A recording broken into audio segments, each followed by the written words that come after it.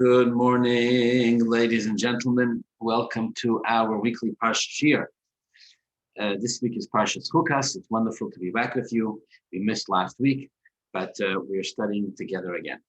If you have a Chumash in front of you, please open right to the beginning of the Parsha. Vayidaber Hashem al Moshe v'Aaron Leimar. Hashem spoke to Moshe and Aaron, and he told them, "Zois Chukas HaTorah." This is the chok of the Torah. The statue of the Torah. This is, many commentaries explain this to mean this is the most illogical mitzvah of the Torah. We'll talk about that with Hashem's help today. Asher tziva Hashem leimar, that Hashem has commanded. What is that? What is this mitzvah? What is the most illogical mitzvah of the Torah? Dabra b'nei Yisrael, speak to the children of Israel. V'yikhu elecha Parah Aduma tamima. They shall take for themselves. They shall take to you, Moshe Rabbeinu. Excuse me. They shall take to you, Moshe Rabbeinu, a Parah Aduma, a red heifer, a red cow, Tamima, which means it is completely red, pure and wholesome in its redness. Asher ein ba mum, that has no blemish. Asher lo ola aleha oil, that has never carried a yoke on it. Unesatem oisa el Elazar HaKohen, they should bring this, they should give this red heifer to Elazar, the son of Aaron HaKohen. He would take it outside of the camp, and there he would slaughter it. And the Torah goes on to describe the process, the famous process of the Parah Aduma, where in short, the cow was burnt, its ashes were mixed with water, and they were used to sprinkle upon anybody who had become tomei meis, who had become impure, defiled, spiritually defiled and impure by coming in contact with a dead body. And this mixture of the ashes of the Parah Aduma, together with the waters, through a 7-day process, where the individual who had become impure was sprinkled with this mixture twice, once on the 3rd day of the 7-day process, once again on the 7th day of the 7-day process. Bottom line, it would purify the person from their state of impurity, which they incurred from coming in contact with a dead body. This mitzvah is known as the Mitzvah of Paraduma. Aduma. The Torah introduces it as Zois Chukas HaTorah, which again means that this is an illogical mitzvah, the most illogical mitzvah of the Torah. In fact, that is probably the one quality that the Mitzvah of Paraduma is known most for, more than anything else. It is the way the Torah insists that this mitzvah just doesn't make any sense at all. Rashi off the bat, Pasuk Beis, Shehasotan v'Uma Sa'oila Moinen Es Yisrael. Rashi says the Satan and the nations of the world, they challenge the Jews and they tell them, what kind of a mitzvah is it? What reason is there for it? What kind of an absurd mitzvah is this? Therefore, says Rashi, the Torah refers to it as a chukah. Gezeira hi milofonai, says the Rabbi Shalom. Don't even try to make sense out of this mitzvah. It's a decree that has been set forth before me. You have no permission to even attempt to figure this out. Futile effort. Don't bother. Leave this mitzvah alone. It never made sense. It never will make sense. Just don't touch it with logic. It's going to be a disappointing experience. It's just a chok. All right? Okay, we can accept that. It's not the only chok in the Torah. There are other chokim too.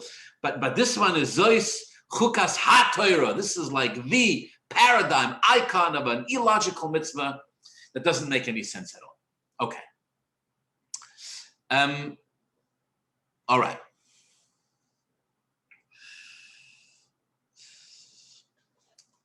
The obvious difficulty, the obvious challenge in understanding the way that Pasuk and Rashi and the Gemara and all the commentaries understand this idea that Parah Aduma is the most illogical mitzvah. I forgot to mention. Shlomo HaMelech almost complained or exclaimed that this mitzvah is so illogical. Shlomo HaMelech said he was able to figure out the reason for all the other mitzvahs.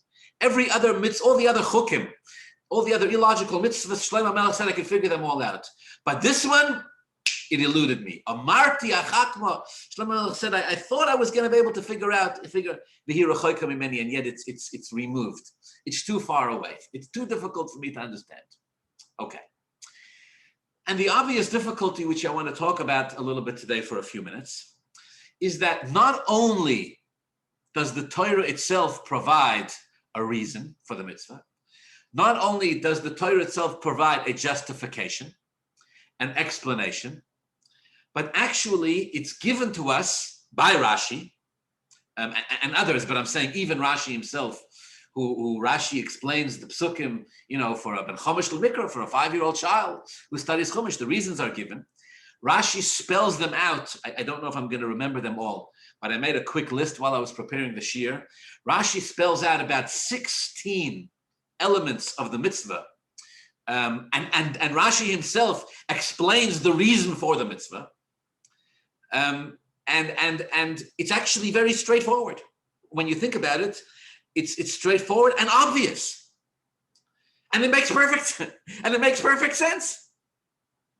And yet the Torah insists, Chukas Torah, and the same Rashi who gives the reason for the mitzvah and all of its details insists that the Satan is making fun of the Jews and the nations of the world are making fun of the Jews. What kind of a ridiculous mitzvah is this? Right? Shatnez they have no problem with. Tying your left shoe before your right shoe they have no problem with. Everything else is fine. We got 630 mitzvahs, some of them very interesting. All of that fine. Parah Aduma, ungechabt. Makes no sense. And we have no answer for them. The only thing the Torah says, don't enter into debate. Just tell them the Rabbi Shalom says, it's an illogical divine decree. End of discussion.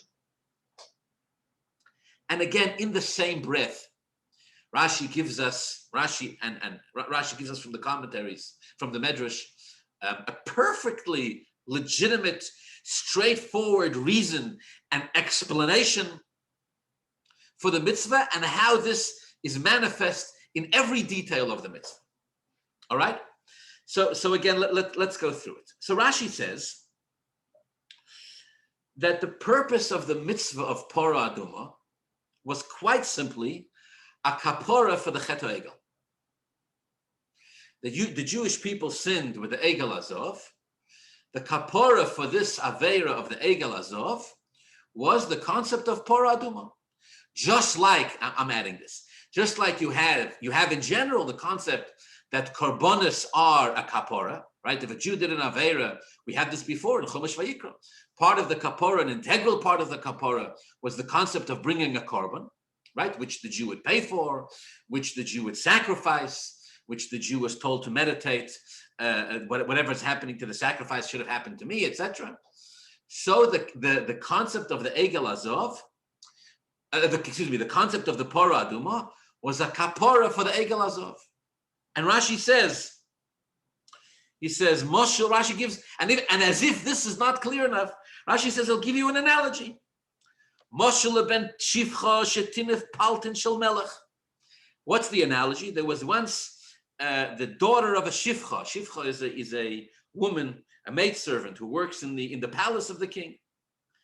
And her child, her son or her daughter, made a mess.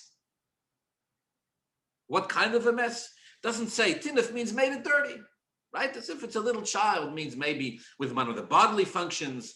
If it's an older child, maybe they spilled something, food, drink, whatever. What's the difference? They made a mess in the palace of the king.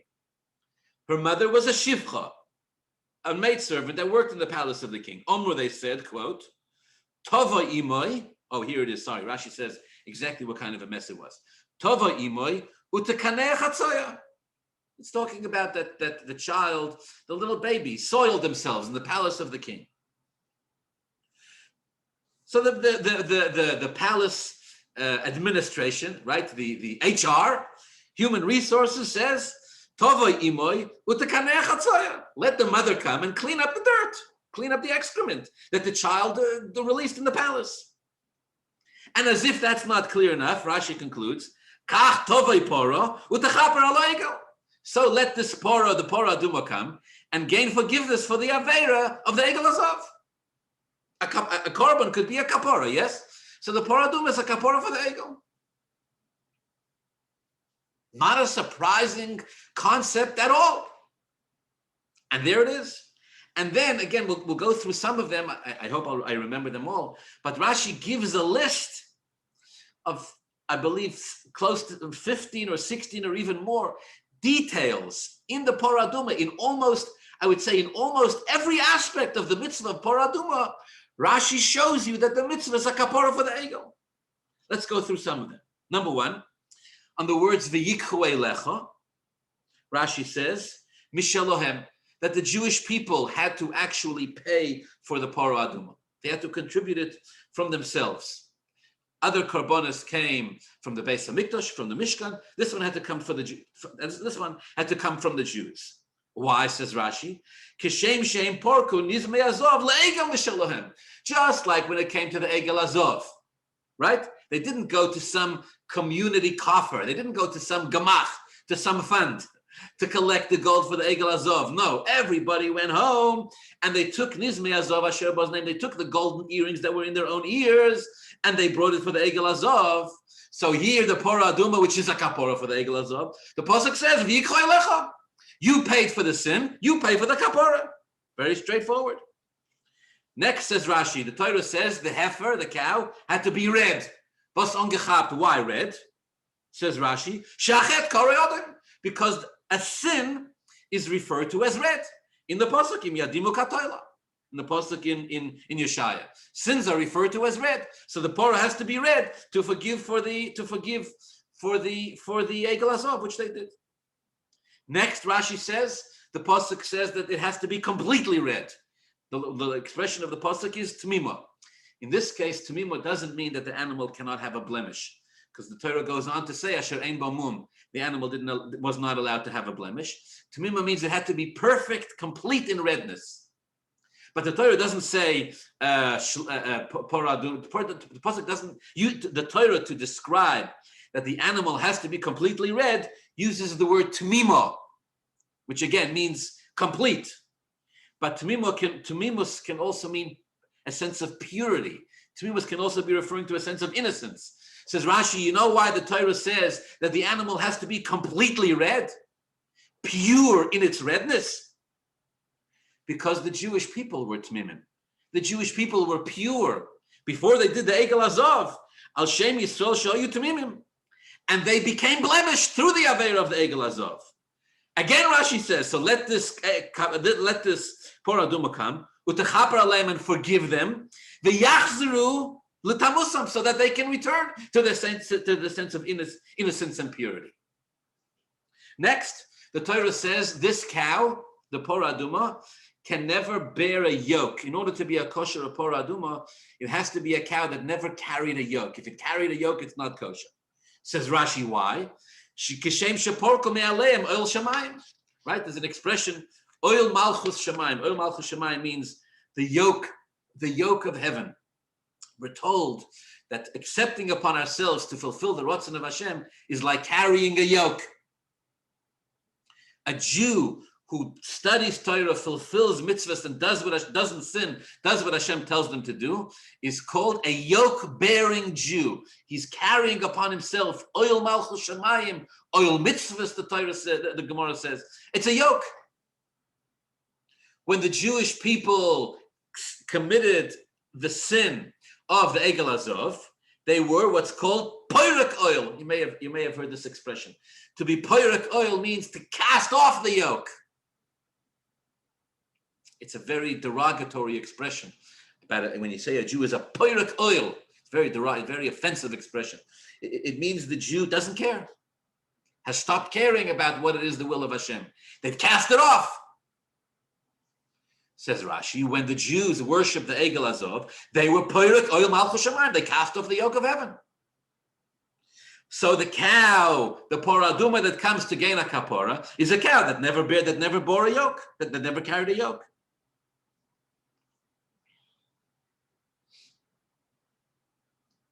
Next, the pasuk says they had to bring the Parah Aduma to Elazar HaKohen.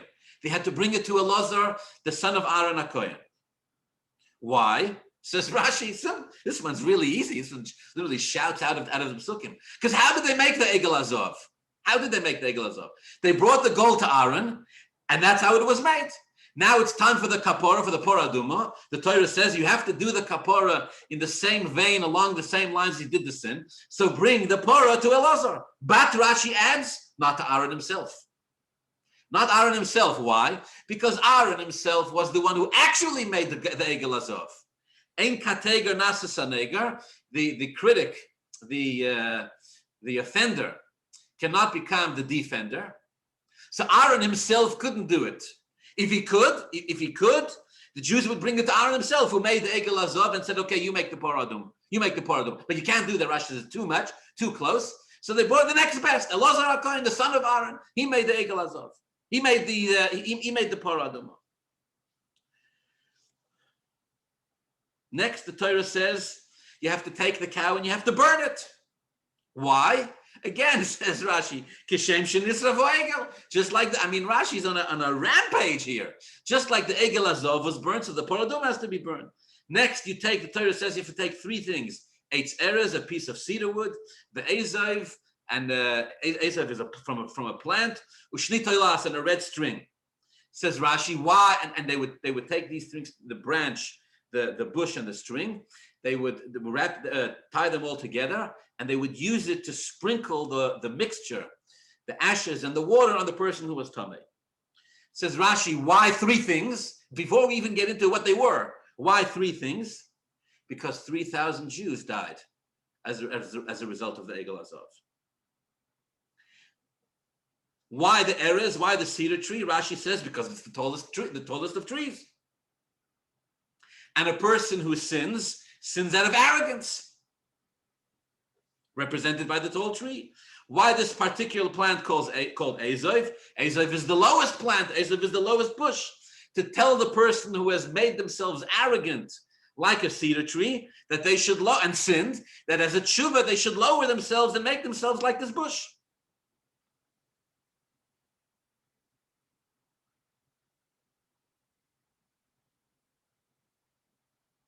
And the dye that they got for the string came from a toilas, I believe it came from a particular bug.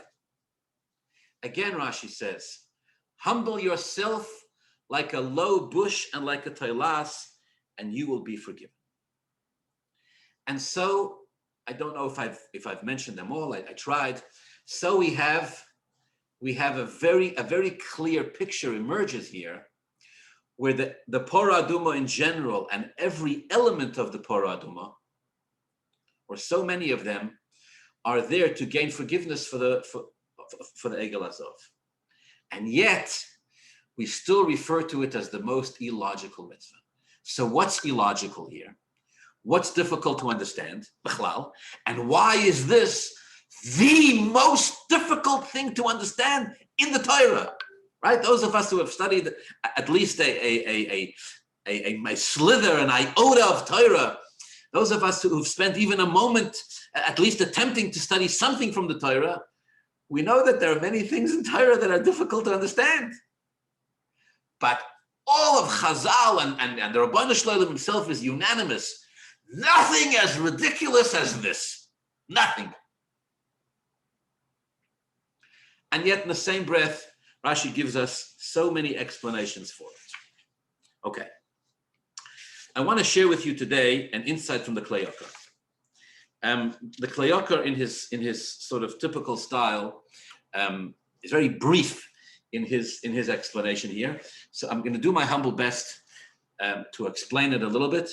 But he calls it, the Klei Yakar himself calls it an inyan omoik. He says this is a very deep idea, and he finishes. He says, "Zeh pirush Yakar." This is a beautiful explanation. So we'll do our humble best to study it and to understand it. Okay. One introduction. We know, of course, that when the Rabbi Shalom created the world, created Adam and Chava, and put them in Gan Eden, the plan, the intention was that they should live forever. There should be no death in the world. Because of the Chet Eitzadas, because of the sin of eating from the tree of knowledge, so the Rabbi Shalom said, okay, that's it. Banished him from Gan Eden, and death was offer atov el offer toshuv. Hashem says, You were made from dust, and you're going to return from dust. And you're going to return to dust. This went on, Chazal tell us, until the giving of the Torah. At the giving of the Torah, the pasuk says, with regard to the Luchas, that the Luchas were written by Hashem, quote, chorus ala Luchas, engraved into the tablets. Excuse me. On these words, chorus ala Luchas, that the writing of Hashem was engraved into the tablets, the Medrash says in Shmois Rabbah, don't read it chorus as engraved, but cherus, liberated. Quote, cherus mimalach hamoves. The Jews were liberated from the angel of death. Now, the simple understanding of this is, liberated from the angel of death until the Jews worshipped Egel Azov. When they worshipped Egel Azov, the Malach HaMoves came back. Okay. The simple understanding of this is that at the time of Matan Torah, the Jews, the world, all of existence was elevated back to the state that it was when Hashem first created Adam and Chava. And had it remained there, if not for the sin of the Egel Azov, there would be no death in the world, just like it was when Hashem created Adam and Chava. The world was restored to its state of original purity as it existed when Hashem first created. This is articulated more clearly in the Zohar, but I want to move to this quickly because the Yakar has a different understanding of it.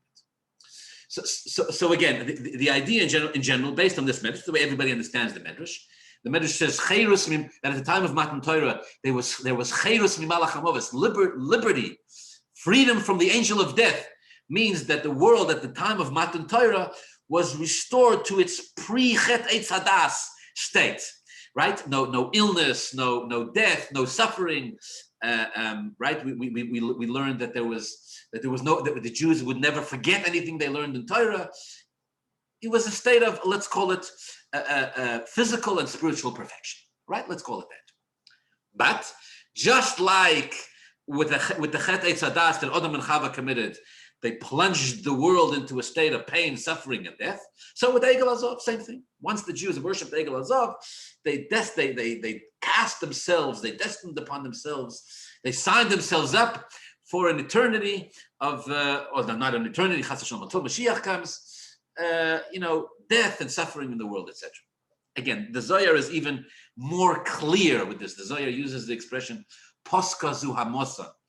At the time of Matan Torah, Paska zu hamosan, it's a bit of a euphemism, because the Medrash says that the snake was physically intimate with Chava. Quote, hitil bo zuhamo, he placed, zuhamo means dirt, he placed dirt or filth into Chava, meaning not just that they had physical relations, but the Zohar understands this to mean that the Nochash managed to infest Chava and through Chava Adam and all of human beings with the spiritual koyach, with the spiritual force of darkness, of what we call klipa, right? The forces of evil, bringing upon them death and suffering, etc., until the giving of the Torah. But by the giving of the Torah, the words of the Zohar, poska zu hamosan, they were redeemed, they were liberated, cherus mimalach hamoves, they were redeemed from this. And so everything was in a state of perfection. All right. In the case of Adam and Chava, the spiritual, the peace and the bliss, right, the utopian state lasted about an hour or two. In the case of Matan Torah, it lasted for 40 days, a little longer, but not much of a grace period. And so we're stuck with this today. Okay. Says the Yakar, I have another pshat. Because the Medrash doesn't say that after the giving of the Torah, the Jews were liberated from death. It doesn't say that. It says they were liberated from the Malach HaMoves. Now, what's the difference? Right? Malach HaMoves is the one who brings death. Listen to this. Says the Yakar, it's not true. There's two ways to die. One way is that, well, there's many ways to die, but one way, as far as the Yakar is concerned, there's two. One way is through the Malach HaMoves. One way is through the Malach HaMoves. There's another way called Misas Neshikin. Misas Neshikin means you die, so to speak, you're kissed by God, if you will. In this case, by Misas Neshikin, says the Klei Yakar, there's no Malach HaMoves. Malach HaMoves doesn't play a role. God, so to speak, kisses you, right, and you're gone. We find this, Rashi talks about this by the death of Aaron and by the death of Moshe, not for now. Right, we have it by the death of Aaron in this week's Parsha. But anyways, Al Koponim, there's this concept, says the Klei Yakar, where the death comes from the Rabbeinu Shalom himself, and the Malach HaMoves is not needed. Incidentally, when I learned this, I thought of something. There's a story in the Gemara. I'm now opening a bracket. Parenthetically, the Gemara relates that different sages, the Malach HaMoves had a hard time with them. Right? There's a very famous story about Davka the Melech. The Malach HaMoves had a hard time with him, etc. So one of the sages, the Gemara says, the Malach HaMoves had a hard time with him, was Rabbi Shiur ben Levi. Rabbi Shiur ben Levi, of all the sages, very spiritual. Many of the stories, particularly around Matan Torah, different things that took place in the spiritual realms, we know from Rabbi Shiur ben Levi. So the Malach HaMoves had a hard time with him. Rabbi Shiur ben Levi kind of played with him a bit. The Gemara says, Rabbi Shiur ben Levi asked the Malach HaMoves, before you kill me, I want to see my chelik in Gan Eden. Malach HaMoves said, listen, I don't usually negotiate with people. You know, this is usually a one-way deal. When your time is up, your time is up. No, Rabbi Shiur ben Levi had great spiritual powers. He said, don't just take me. You know, I want to see my chelik in Gan Eden. All right. So the Malach HaMoves said, okay, I'll take you. So now the Malach HaMoves is an angel, right? Anybody who knows anything about angels knows that angels can fly. So the Malach HaMoves grabs Rabbi Shiur ben Levi, and they're about to take off. He's going to show him his chelik in Gan Eden. Rabbi Shiur ben Levi says, wait. I'm afraid you're going to kill me along the way. Right? The Talmudic story obviously needs to be interpreted, but this is the story. Rabbi Shiur ben Levi says, I'm afraid you're going to kill me along the way. Give me your knife. Give me your knife. Rabbi Shiur ben Levi says, I want to hold your knife while we make the trip so you don't kill me. All right, the Malach HaMoves gives him his knife. They take off, right? They bring him to the outside walls of Gan Eden. Apparently, Gan Eden is surrounded by walls. And the Malach HaMoves sort of props up Rabbi Shiur ben Levi. And Rabbi Shiur ben Levi is looking over the wall and he's looking into his own chelik in Gan Eden. Yeah? You remember the story? The Gemara says, as Rabbi Shiur ben Levi is like being propped up, you know, he's being given a foot lift by the Malach HaMoves, and he's looking over the wall to see his chelik in Gan Eden. Rabbi Shiur ben Levi jumps over the wall and lands in Gan Eden.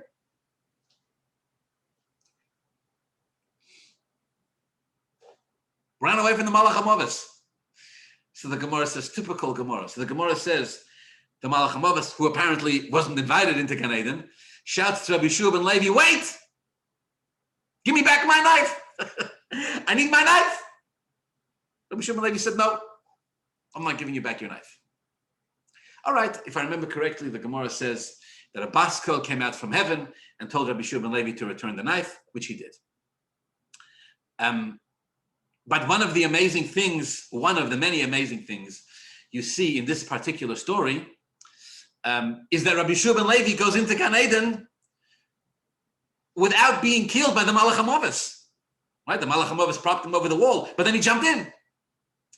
So the Klei Yakar doesn't need my haskama, but he's obviously correct that there is this concept where death can take place without the Malach HaMoves. He calls it Misas Neshikin, a kiss by Hashem. So the Klei Yakar says, when the Medrash says that at the time of Matan Torah, the Jewish people reached a state of Cherus Mimalach HaMoves, of liberty from the angel of death, it doesn't mean they wouldn't die. They would. Hashem decreed in the days of Adam Rishon that the Elofer Toshav you return to dust until Mashiach comes. That's the way it is. But it was Cherus Mimalach HaMoves. The Malach HaMoves couldn't touch them. Had the Jews, says the Klei Yakar, not sinned with the Egel Azov, when it would come our time, we would die like Moshe and Aaron. No suffering. May Hashem protect us. No pain. When it comes the time, you would lie down, you would be kissed by the Rabbanu Shalom, Shema Yisrael Hashem Elokeinu Hashem Echad, and it would be over.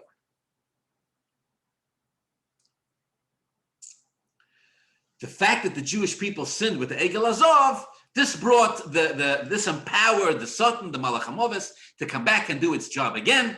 And now we're back to where we were, so to speak, before Matan Torah. Says the Klei Yakar, listen to this, my friends. Says the Klei Yakar, Svasayim Yishak. What's the difference? What's the difference? If the death is through the Malach HaMoves, or through the death is kissed by Hashem? What's the difference? Right? Either way, your neshama goes up and your body remains below. Well, what's the difference? He says the difference is that if you die by a kiss of Hashem, there's no Tumah. If you die through a kiss of Hashem, there's no impurity. It's only the fact that the Malach HaMoves is tzachar, only the Malach HaMoves' involvement here in the death process causes that the body that remains behind should be impure. But if it was a nisas neshikin, if it would be a kiss, if it would be a death by the kiss of Hashem, there would be no impurity. The fact that there is tumas mes, the fact that there is that a dead body causes impurity, that's because it took place through the Malach HaMoves. That's because of the Egel Hazahav. Were it not through the Malach HaMoves that caused the death, which was brought about because of the sin of the Egal, a person would die, a Jew would die by a kiss of Hashem. There would be no tumah. There would be no such thing as tumas mes, impurity of a dead body. And he brings a source for this, which is simply mind-boggling. In brief, it's a Gemara toward the end of Masechta Ksubas. The Gemara here discusses at great length, the Gemara dedicates a few pages to the happenings around the story, around the time of the passing of Rabbi Yehuda HaNasi. Some of the pieces of Gemara are very famous, some of them less well known. Be it as it may, the Gemara dedicates a lot of time to it. So the Gemara says like this, quote, Oisoi hayoim shemeis Rebbe, that day that Rabbi Yehuda HaNasi died, quote, Botla Kedusha. The simple meaning of this is, holiness was like, it was like the Gemara is saying, holiness died with him. In other words, he was the last of the spiritual divine Mohicans, if you will. 1 second.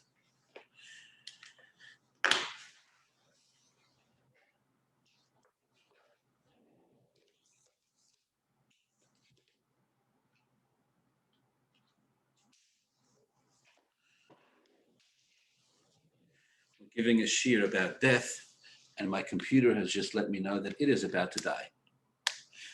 I'm only not sure if the computer is about to die through the Malach HaMoves or through a Misas Neshikin. Not sure. Anyways, either way, I'm charging it. So now the computer will give me some more time. Says the Gemara Masechta Ksubas Daf Kuf Gimel Amud Beis, the day that Rebbe died, Oisei hayoim shemeis Rebbe, quote, Botla Kedusha. Kedusha ceased to exist. On a simple level, what the Gemara is saying is that Rebbe was like the last Jew to live on the face of the earth. It was a real Kadosh, a real Kadosh, a real Kedusha Dikayid. Rabbi Yehuda HaNasi was the last one. Once he died, Kedusha ended. After that, all right, you had Talmidim, you had, but, you know, as they say in Yiddish, Shenish Das. It's not the same. It's not the same. Rabbi Yehuda HaNasi was the last real Kadosh. Oisei hayoim botla Kedusha. That's the expression of the Gemara. That's the simple meaning. Here there is a Tosfos, and Tosfos gives an interpretation that is wild.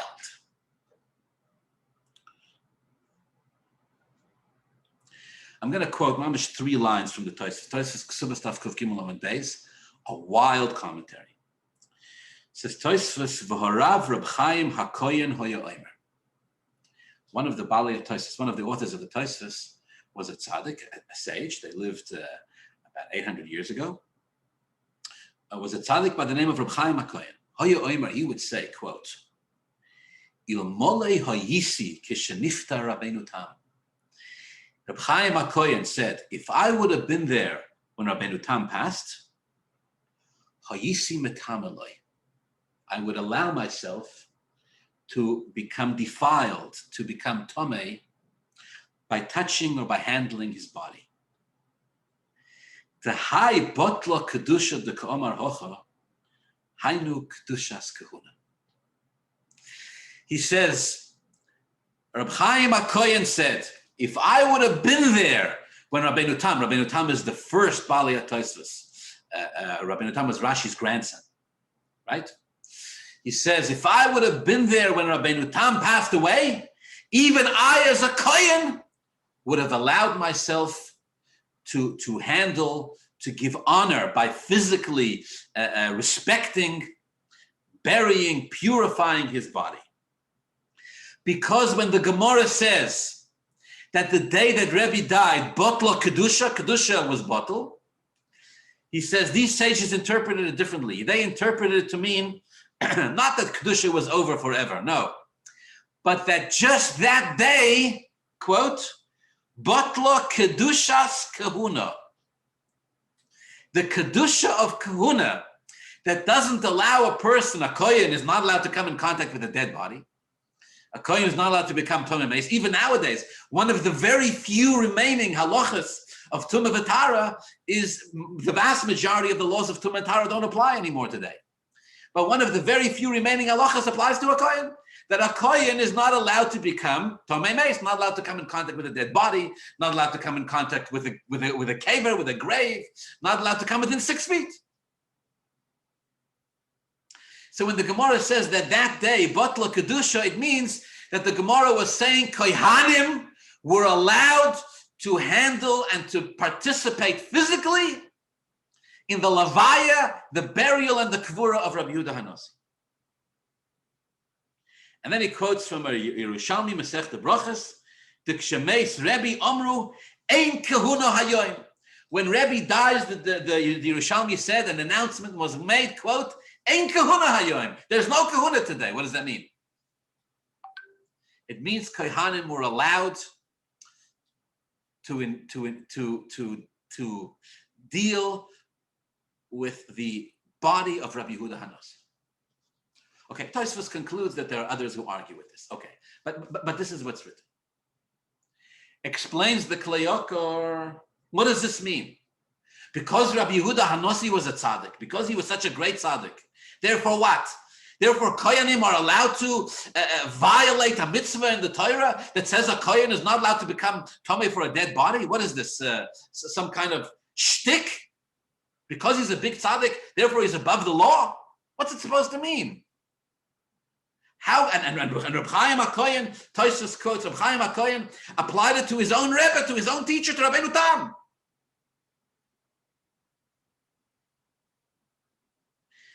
He says, if I would be there, I would bury myself with my own 2 hands, even though he's a Kohen. Says the Klei Yakar, what's going on here? You're not allowed to do that. Simple, says the Klei Yakar, because of what I just said. A person who, not everybody who passes becomes Tomei. The vast majority who do. You're only Tomei if you die through the Malach HaMoves. If the Malach HaMoves takes you, then you're Tomei. But if you die through Misas Neshikin, if you die in the hands of the Rabbanu Shalom himself, there's no Tumah. Therefore, the Gemara is saying, Rabbi Yehuda HaNasi was such a Kodesh, was such a tzaddik. It wasn't the Malach HaMoves who took him, which is an incredible thing for the Gemara to say, right? David HaMelech was taken by the Malach HaMoves. The Gemara says Rabbi Yehuda HaNasi wasn't. Rabbi Chaim HaKoyen says Rabbeinu Tam wasn't. If I would be there, I would have insisted that there's no Tumah. And therefore, I would have buried him myself. Okay, let's just finish the interpretation of the Klei Yakar. The Klei Yakar says this is the reason why the Parah Aduma, which is a korban which is brought as a kapora for the Chet Egel, why the Parah Aduma is the only way a person can become purified if they become Tomei, if they become impure through contact with a dead body. Because the Parah Aduma is the kapara for the Egel. Let's go through this one more time.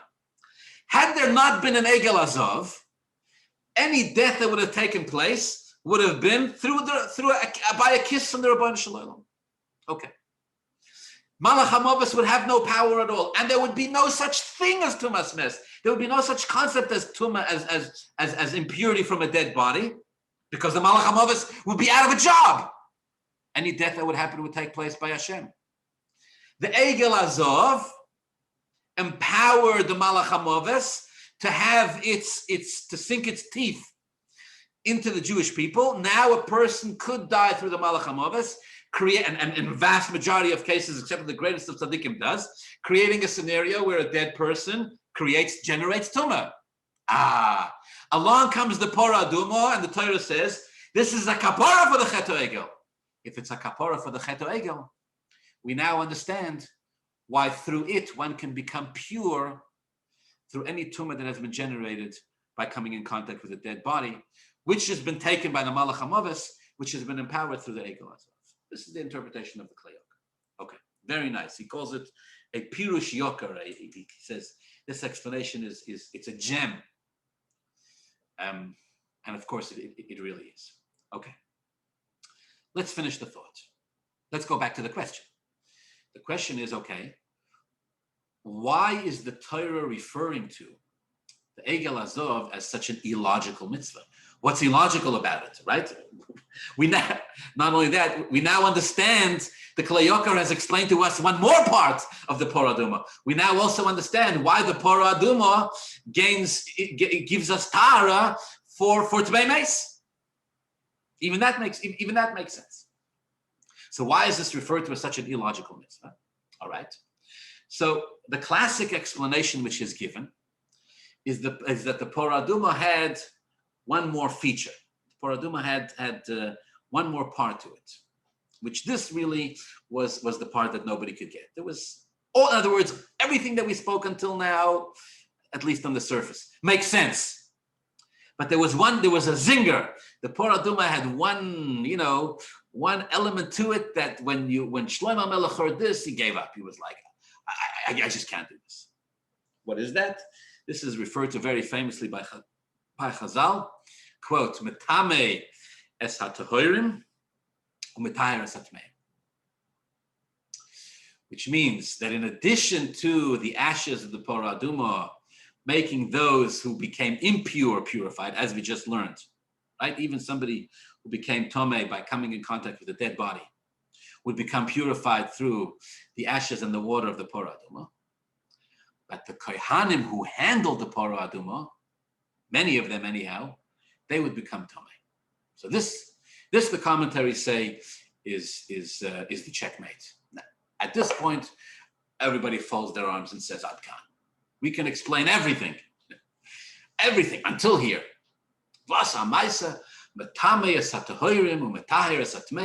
How could the same thing make people who are pure impure and people who are impure pure? It doesn't make any sense. Manavshach. Is it a purifying force? Is it an impurifying force? Nobody can understand it. And therefore, because of this, the Parah Aduma is Zois Chukas HaTorah. Okay. I got a few minutes left. Let's delve a little deeper here. Again, based on this Klei Yakar. Because again, the question remains, all right, it's taka interesting, it's taka a phenomenon, that the same thing is Metame es hatahorim and Metaher es hatmeim, granted. But why is this like the most just baffling, beyond logic concept? I mean, why? Okay, so again, I want to dig deeper into this idea. The Parah Aduma is a kapara for the Egel Azov. The Egel Azov is a sin that the Jews made at a time where they were in a state of tremendous spiritual perfection, right? Compared to Adam and Chava before the Chet. Okay, this is what the Klei Yakar is basing his interpretation on. So let me ask you a quick question. Again, I only got a couple of minutes left, but I think there's a point I want to get to. Let me ask you a quick question. Adam and Chava are in a state of such spiritual, Yitzir Kapav Shel HaKadosh Baruch Hu. The Jewish people had just stood at Har Sinai. They've heard Hashem say, Anochi Hashem Elokecha. They're pure. They're pure. How do people like that sin? I don't just mean what motivated them to sin. I don't just mean why did they make what seems like such a stupid decision for such a small moment of gratification. Why did they make a decision that has such long-lasting repercussions? I don't just mean that. I actually mean literally. How could they actually literally sin? What I mean by that is a tzaddik, a person, not just a tzaddik, these are people, the Yakar is comparing the Jewish people after Matan Torah to the level of Moshe and Aaron. How is it even possible? How could they? Again, we use the expression, how could they, to mean like, chutzpah, how dare you? I don't mean how dare you. I mean, actually, if a person doesn't have hands, Rahman al-Islam, right? How is he able to do things? He uses his feet. What if Rahman al-Islam doesn't have feet? What if he doesn't have, if you don't have a Yetzer Hara, if you don't have a desire to sin, if you're standing at that level of such incredible spiritual perfection, then how at that level is it even possible for a person to sin? If Hashem didn't want Adam and Chava to eat from the Eitz Hadas, and they were handmade by God, literally, the crown of creation, perfection itself, the Jewish people just stood at Matan Torah. Paskazu Amasim, the Zohar says, there's no evil in them. The Gemara says that tzaddik cannot even sin by accident. It's actually a pasuk. Means that tzaddik doesn't even sin by mistake. Even by mistake, a tzaddik doesn't sin. What do you mean? Tzaddik doesn't sin by... What's it got to do? Why would a tzaddik not sin by... A mistake is a mistake. No, a mistake is not a mistake. It's an aveira. And in order to do an aveira, you need to have some kind of connection to evil. You need to have some kind of connection to a realm, a world, which is the opposite of the will of Hashem. If you don't have it, then how could you possibly sin? And yet they did. And yet they did.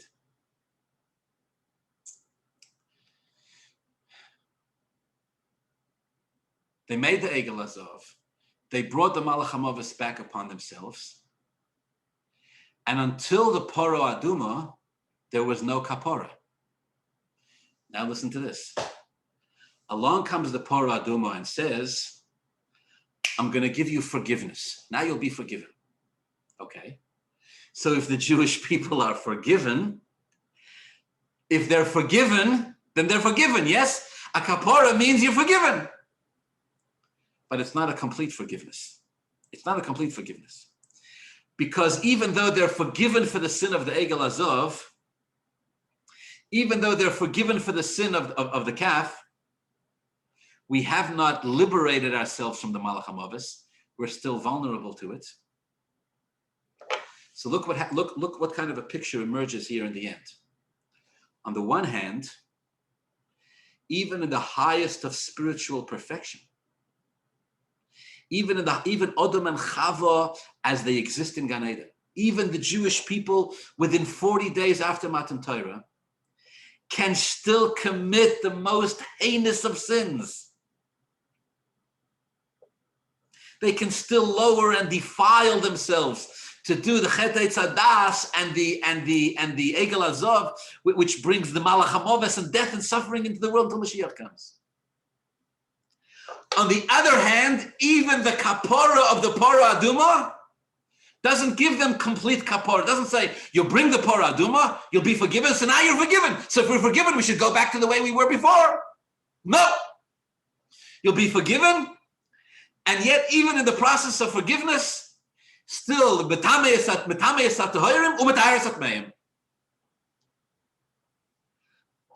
done with the Parah Aduma, we have this reality where no matter how high the Jews go, they're vulnerable to sin. And no matter how low they go, they can be forgiven. Metaheres hatmeim, purifies the impure. and purifies the pure.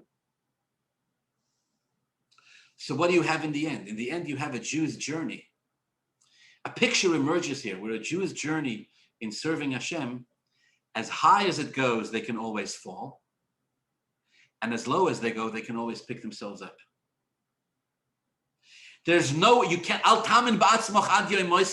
you cannot go high enough where you're liberated from sin, and you cannot go low enough where you're defiled completely and where you're lost altogether. No. No matter how low you go, the Parah Aduma will pick you up, and no matter how high you go, you're vulnerable to the Chetei Tzadas and to the Parah Aduma. I think that this is the hardest part in Avodas Hashem, in our service of Hashem. This is the most difficult part to deal with, and not just ideologically, by the way, emotionally too. It's the part we wrestle with the most. There's nothing a Jew can do that will make them so high, that will make them so great, that will make them, besides for Rabbi Yehuda Hanossi and Rabbeinu Tam, and even they had their own challenges, right? They had their own challenges. There's nothing a person can do that will connect them with Hashem so high where they're free of sin, where they don't have to worry about it, where they cannot sin. No matter how high you go, you're always vulnerable. And there's no place that's low enough that a person is lost. Says Shlomo HaMelech, Amarti achakma v'hi rechoka mimeni. I don't understand this. Why? Why can't a Jew become so connected with Hashem that for once and for all the Yetzer Hara will leave him alone? Don't bother me. Don't have to worry about succumbing and falling into Averas. Or the opposite. Why can't a Jew fall so low to a point where they so to speak, touch death itself, where the Malach HaMavis takes you and the person is gone? Why? And yet, even there we say no. No matter how low the Jew goes, there's always another chance. There's always a Parah Aduma that can come and clean it. There's always a kapara. The kapara is never complete, and the sin is never complete. So we're like stuck here. We're like bouncing around in this world where it's like we can't go too far this way, we can't go too far that way. Rashi says, Umas Ha'olam and the Satan, the Goyim and the Satan, they're sort of challenging the Jews on this. They're like, you're busy, you're spending your whole life serving Hashem, working on yourself, perfecting yourself. You know, it's like, here, imagine a game, right? Imagine you're playing a game. And I tell you, in this particular game, nobody wins and nobody loses. Finished. Not just no. There's no such thing as winning and there's no such thing as losing. So, well, what in heaven's name kind of a game is that? Right, 2022. No winners, no losers. We don't want to offend anybody. Everybody's winners, everybody's losers. No. So what's the point? Says the Rabbi Shalom, I'll tell you what the point is. The Rabbi Shalom says, this is the way I want. This is where the greatest infinity of the Rabbi Shalom, the infinity of the divine expresses itself. Right here in this point, that it never ends. And it's higher, and for every aliyah, for every elevation, there's a yerida, and for every yerida, there's an aliyah. For every Egel Azov, there's a Parah Aduma, and for every Parah Aduma, there's another Tumah Mester. For every Parah Aduma, there's another person who's pure that becomes impure in the process. And the cycle goes on till Mashiach comes.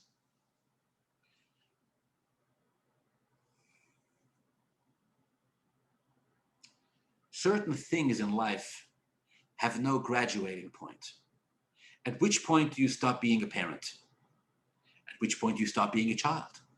At which point do you stop being a spouse? At which point do you graduate? Right? At which point have you been good enough of a spouse Good enough of a parent that now you graduate. Now I'm done. The answer is there's no such thing. At which point do I graduate being a good person? I've been good enough? Which point have I studied enough Torah? Have I fulfilled enough mitzvahs? There's no such thing. In the words of the Gemara, Talmidei Chachomim ein lohem menucha. Scholars have no rest. Not in this world and not in the next world. Shenemar, Yelchu mechayil el choyil, yirol elekim betzin. So where does this end? Where does this end? It doesn't. A human being is incapable of wrapping their heads around this. And the Rabbi Shalom says, right. And that right there is where the divinity, is where the Rabbi Shalom himself is to be found. Just like the Rabbi Shalom is infinite, so is Torah is infinite. I conclude with a Hasidic story. They said, Rabbi Menachem Mendel of Horodok, called the Rabbi Menachem Mendel Horodoker, was once sitting in his room. It was Simchas Torah night. He had Hasidim downstairs, and they were waiting for him to come down and say Ato Hareis and do Akofis. And he was sitting in his room taking his time. The Hasidim got impatient. They sent one of the students up to knock on his door and say, Rebbe, it's time. They sent what we refer to in Chabad as who would later become the Alter Rebbe, the Baal HaTanya. So the Baal HaTanya, the Alter Rebbe went upstairs and he knocked on the Rabbi Menachem Mendel of Horodoker's door, and his Rebbe let him in. And he said, Rebbe, everybody's waiting for you downstairs. You know, Hasidim are late, but not so late. You know, Genukshain, it's time to start the celebration. His Rebbe says to him, I can't go down. Why not? He says, I opened a siddur to prepare myself for the evening's minhagim, and I saw it starts with the words, Ata hareis aladas, you Hashem have shown us to know, ki Hashem hu alekim einoid milvadoi, nothing else exists besides for Hashem. And I looked at it, and as I looked into these words, I saw in a spiritual sense 400 levels that are beyond me. How can I go downstairs and touch on the table and scream Einoid Milvadoi when I see 400 levels that are beyond me? How can I do it? The Alter Rebbe told him, this is the way I heard the story. The Alter Rebbe told him, listen to me, my dear, he said, with time you will reach every one of these 400 levels. Work on yourself, grow, daven, learn, serve Hashem. You'll reach every one of these 400 levels. And then when you get to the 400th level, you will see another 400 levels. And you'll start working on those. As long as we're here, as long as we're connected to the Rabbi Shalom, it never ends. Every growth has its own pain. Every growth has its own growing process. And every time we grow, we have to shed the previous levels and grow into a higher world. Every time we're tahir, whenever we're pure, we have to become impure, not in a negative sense, but impure in the sense where we grow out of where we were yesterday. And every time we're impure, through the Parah Aduma, we become pure again. In the end, the Egel Hazahav and the Parah Aduma are seen as this sort of linked powers that work together. The Egel Hazahav lasts forever, right? And the Parah Aduma lasts forever. I forgot to mention that it's one of the ways Rashi connects them, right? Why the Parah Aduma forever? Because the Egel Hazahav is forever. That means that every step of the way, there is the challenge and the solution, the question and the answer. There is the stumbling block and there is the graduation. There is the pain and the growth. The siman that a Jew is connected to Hashem, the siman that a Jew is alive, is that at every moment in their life, they're able to grow out of where they were yesterday and grow into a new level today. Wishing you all a wonderful Shabbos.